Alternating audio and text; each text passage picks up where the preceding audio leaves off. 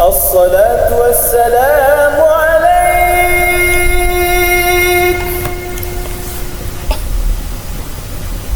يا إمام المجاهدين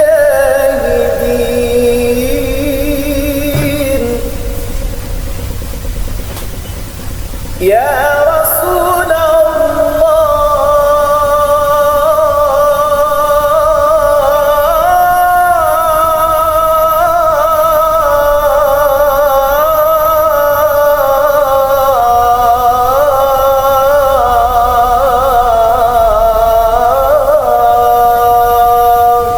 Assalamualaikum warahmatullahi wabarakatuh.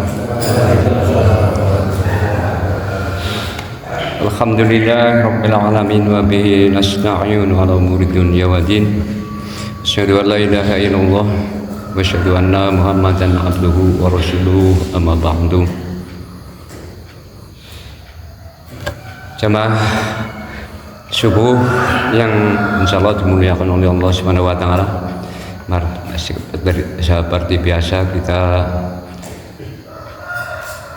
bersyukur, bertahmid dengan kita mengucap Alhamdulillah ya Rabbil Alamin. Kemudian kita sampaikan salam kepada Muhammad Rasulullah dengan kita mengucapkan Assalamualaikum ya Rasulullah. Kemudian kita teruskan dan bersalawat dengan kita mengucapkan Allahumma sholli ala Muhammad wa ala ali Muhammad. Tidak lupa kita beristighfar, mohon ampunan kepada Allah Subhanahu wa taala dengan kita mengucap Astaghfirullahaladzim wa atubu ilaih. Kemudian kita buka kajian pada pagi hari ini dengan Al-Fatihah. A'udzu billahi minasy syaithanir rajim. Bismillahirrahmanirrahim. Alhamdulillahi rabbil alamin. Ar-Rahmanir Rahim. Maliki yaumiddin. Iyyaka na'budu wa iyyaka nasta'in. Ihdinas siratal mustaqim. Siratal ladzina an'amta 'alaihim ghairil maghdubi 'alaihim waladdallin. Ya Sayyidina Bapak Ibu, pada kesempatan pagi hari ini pada urutan yang ke-21, ini berarti hari 21 apa ya Sarok? Oh 20 ya, iya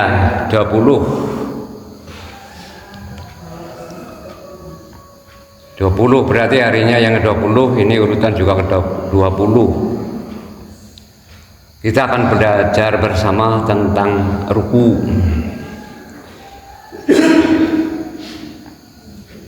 Ruku di dalam sholat berupa pertama yang kita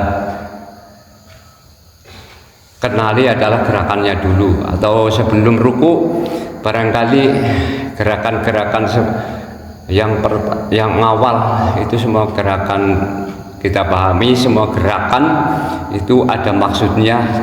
Di dalam yang pertama takbiratul ihram, takbiratul ihram yang berarti kita duduk, kita berdiri tegap dengan mengangkat tangan. Itu juga ada maknanya kita mengangkat tangan artinya kita berserah diri kepada Allah. Kita sebagai muslim dari awal sudah dituntun untuk berserah diri dengan ucapan-ucapan yang sesuai dengan urutan. Itu dari gerakan sudah mengandung arti. Kemudian dilanjutkan dengan bacaan yang di situ ada memuji dalam Al-Fatihah, kemudian berikrar sampai dengan kita berdoa, itu pengaplikasian di dalam kehidupan, di alam wadah atau alam di dunia. Kita memuji, kemudian kita berikrar, kemudian juga kita dianjurkan untuk berdoa, memohon, sampai dengan yang akhir pada duduk tegap dengan bacaan-bacaan tersebut, hingga sampai dengan ruku. Ruku juga sebelum mengkaji ke dalam bacaannya itu juga ada maknanya. Ruku dalam bentuk pekerjaannya adalah membungkuk seperti kemarin disampaikan, dengan kepala punggung tegak lurus. Di situ sudah dibimbing agar kita dalam bentuk-bentuk yang seperti itu, artinya kepala punggung lurus itu tunduk secara secara keseluruhan, tunduk secara keseluruhan, jiwa dan raga itu dituntun untuk tunduk jiwa dan raga. Jadi kemudian dari judulnya, dari awal kita niat mengingat Allah, ketika kita ruku kita juga diingatkan agar kita tunduk secara, pokoknya pasang jiwa dan raga kepada Allah. Diikuti dengan bacaan-bacaan bertasbih.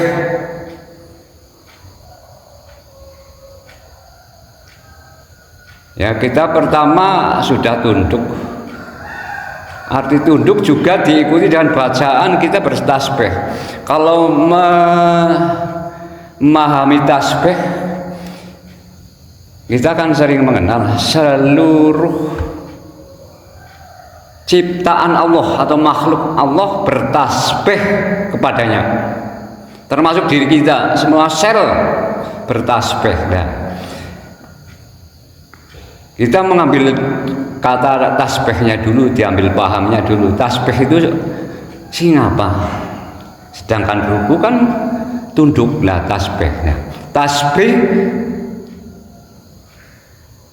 secara arti makna memang ada yang mengartikan adalah, ada yang kata gerak, ada yang diam, tapi ada yang siap. Tapi kalau disimpulkan antara gerak karo diam itu adalah siap. Artinya ketika kita kalau dikatakan bertasbih, berarti kan manut siap apa hendak Allah. Contoh, kalau tasbihnya diamnya batu itu diam, tapi dia bertasbih. Batu bertasbihnya diam, tapi dia bertasbih. Dia ambil tukang batu, tukang ngarai watu digawa bali nggo pandasi, dia manut. Jadi tasbihnya makhluk selain manusia itu sebetulnya ya memang kebutuhan manusia, makanya dia bertasbih. Antara misalnya batu, ada tumbuhan itu bertasbih, nanti ujung-ujungnya kepentingan manusia. Tasbihnya tumbuh-tumbuhan, dia dari kecil sampai dengan berbuah, buahnya ya jik. Misalnya pohon pisang dari dulu kecil sampai besar, ngurung boe kalau ditebang nanti tetap tumbuh lagi sampai dengan berbuah, itu ya tasbih. Ujung-ujungnya untuk kepentingan manusia. Nah, sekarang tasbihnya kita sebagai manusia itu seperti apa? Nah, tasbih manusia itu mengambil dari awal kita beri kehidupan atau diturunkan ke bumi adalah mengambil dari surat Al-Baqarah ayat 30 kalau nggak salah, adalah manusia sebagai khalifah. Dalam melaksanakan khalifah di bumi ini memang antara makhluk yang lain dibanding dengan manusia itu memang beda. Yang lain itu untuk kepentingan manusia, sedangkan manusia sendiri itu lebih diutamakan kebutuhannya. Makanya tasbihnya ini sangat luas, tapi berpedoman antara diam dan gerak itu selalu bertasbih. Bertasbih manusia, kita sebagai khalifah ngarah gampang. Sebagai khalifah kan untuk memakmurkan bumi, mengurus bumi. Sedangkan yang lain kan untuk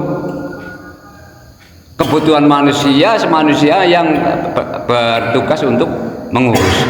Yang lain untuk yang diurus. Berarti kan kepentingan manusia. Kalau tasbihnya manusia untuk mengurus bumi. Nah, dalam mengurus bumi ini, karena manusia itu banyak di dunia ini, makanya beda-beda. Angger waktu kan pada meneng kabeh, sekalipun ada waktu yang jalan misalnya dari Gunung Glundung ke pemukiman lho kowe bertasbih kowe ngurugi wong, itu ya tasbih terhadap Allah. Tugas dari Allah mungkin untuk mengingatkan penduduk sekelilingnya agar ingat kepada Allah. Itu tetap bertasbih. Nah, kembali lagi sekarang tasbihnya manusia. Manusia bertasbih sesuai dengan tugasnya sebagai khalifah atau pengurus bumi, memakmurkan bumi. Misal mengurus bumi kan yang pertama keton banget itu kan sebagai petani. Sebagai petani untuk menghasilkan makanan dari yang bersifat nabati, hewani.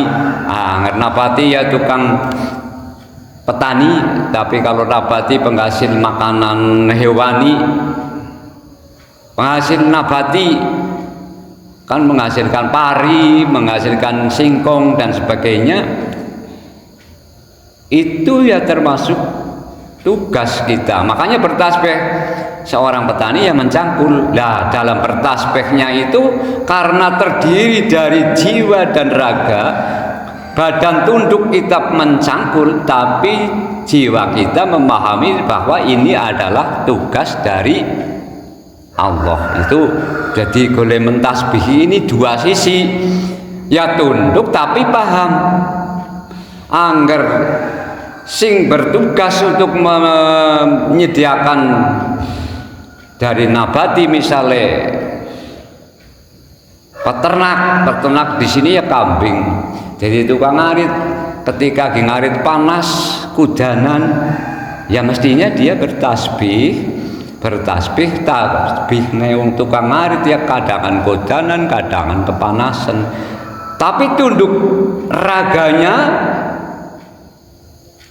paham, jiwanya ini sedang mengabdi kepada Allah. Kemudian bertasbih dikembalikan lagi. Tasbih itu siap, tapi itu kan mensucikan.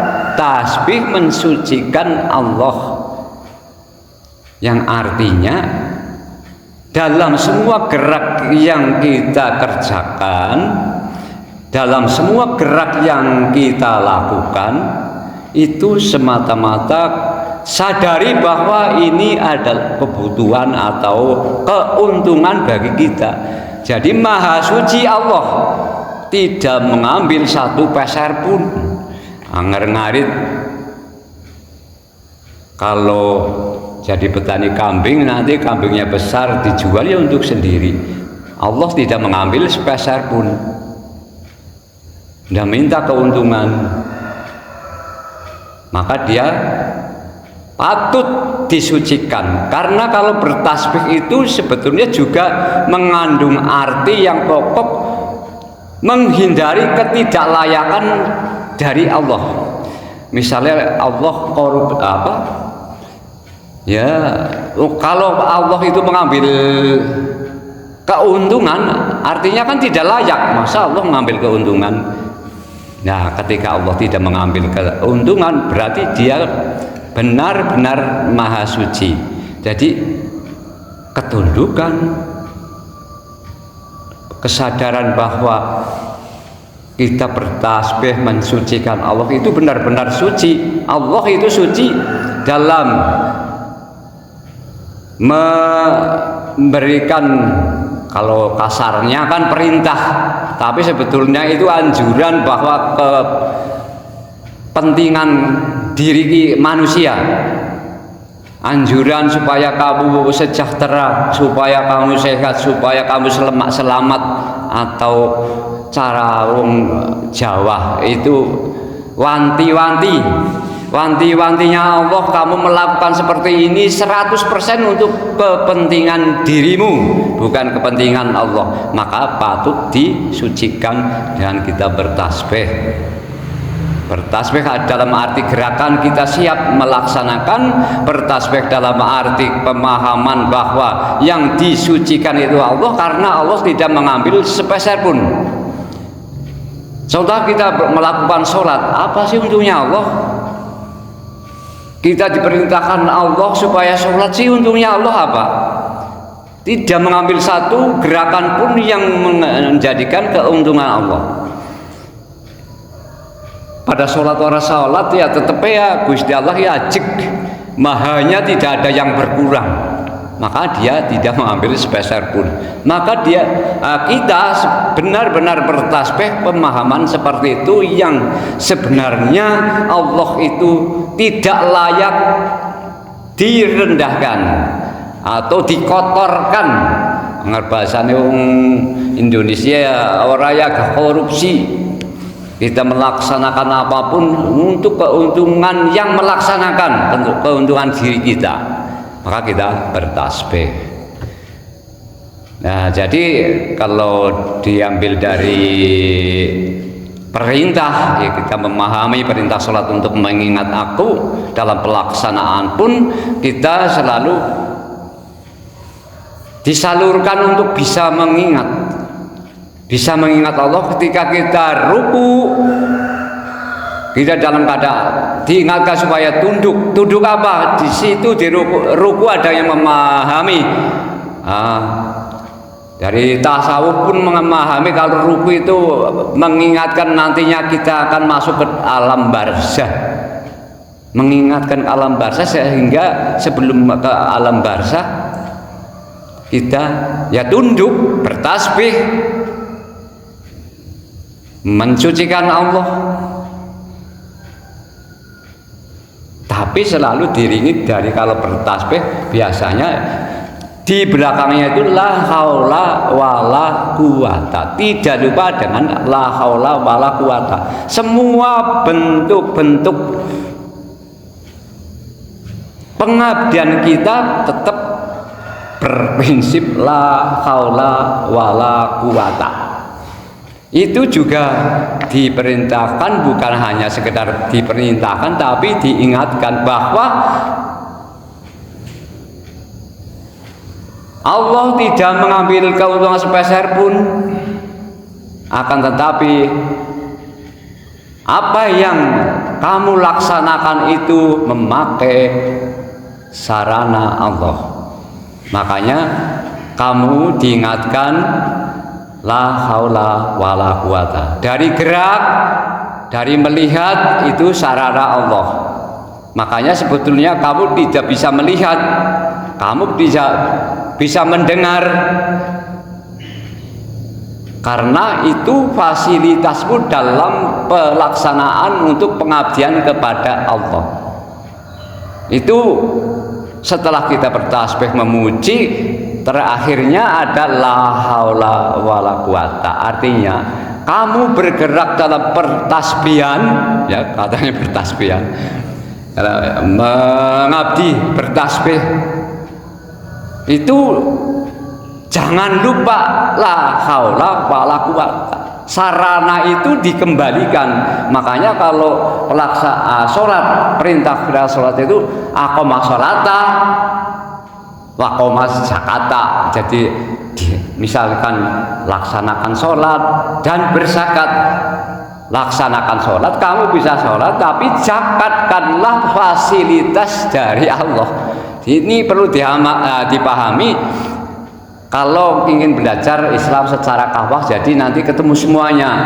Jadi ada kesombongan yang akan muncul karena kesombongan itu yang sebetulnya ketidaktahuan dari yang terkandung yang kita lakukan. Sebetulnya fasilitasnya hanya difasilitaskan kepada kita selama waktu masih hidup, dan sebelum mati fasilitas itu harus dikembalikan. Maka arti bersedekah itu kita pahami secara lahir dan batin kalau mengacu kepada Islam secara kafah. Jadi sholat secara lahir, sholat secara batin, mengabdi secara lahir, secara batin. Kita lahirnya mengabdi, tapi batinnya kita dalam pengabdian itu kita diberi fasilitas. Nah, fasilitasnya itu makanya di dalam tasbih kan subhanallahi walhamdulillah la ilaha illallah wallahu akbar la haula wala quwata. Itu diingatkan seperti itu agar kita tidak terlena bahwa prasarana fasilitas dari Allah segera dikembalikan sebelum mati.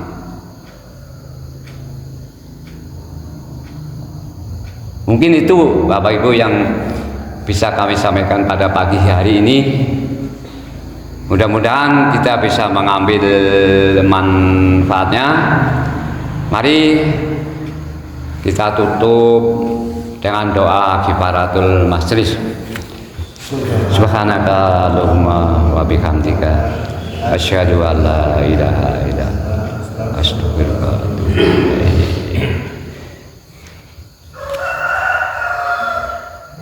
Mari kita bersolawat. Allahumma sholli ala Muhammad wa ala ali Muhammad. Allahumma sholli ala Muhammad wa ala ali Muhammad. Allahumma sholli ala Muhammad wa ala ali Muhammad. Ya Sayyidi ya Rasulullah. Sekali lagi kita bersyukur dengan bertahmid mengucapkan alhamdulillah rabbil alamin. Astagfirullahaladzim. Assalamualaikum warahmatullahi wabarakatuh.